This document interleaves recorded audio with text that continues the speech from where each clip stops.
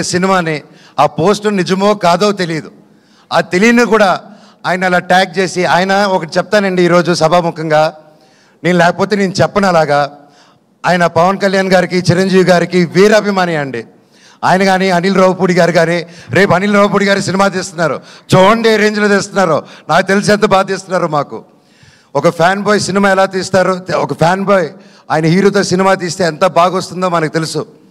అలాగే ఆయనకి ప్రేమ లేకపోయింటే ఒక 2 సూపర్ హిట్లు ఇచ్చి 3వ సినిమా ఇంత పెద్ద సినిమా చేసే టైంలో ఆయన వెళ్ళి ఉస్తాద్ భగత్ సింగ్ని 2nd యూనిట్ డైరెక్ట్గా చేస్తాను, నాకు ఒక్క సీన్ ఇవ్వండి పవన్ కళ్యాణ్ గారిని డైరెక్ట్ చేయని ఆయన డబ్బు కోసం చేయలేదు, ఏదో ఒక పేరు వచ్చేయాలని చేయలేదు. అది ఒక ప్యూర్ ప్యాషన్ అండి.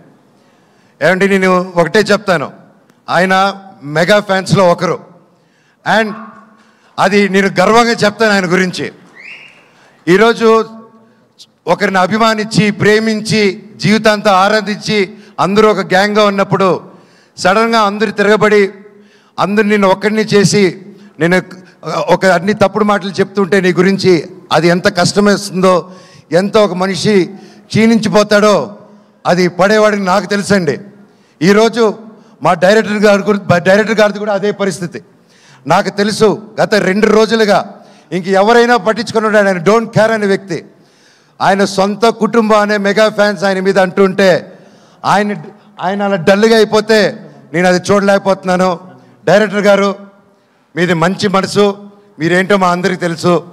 అండ్ నేను చెప్తున్నా, సినిమా లవర్స్ ఎవరు, ఏ రాష్ట్రం నుంచి హీరో వచ్చాడు, తమిళ హీరోనా కన్నడ హీరోనా ఏది చూడకుండా, తమిళ సినిమానా తెలుగు సినిమాని చూడకుండా, క్యాస్ట్ చూడకుండా, కంటెంట్ బాగుంటే సూపర్ హిట్ చేసేదే మన తెలుగు ఫిలిం ఇండస్ట్రీ.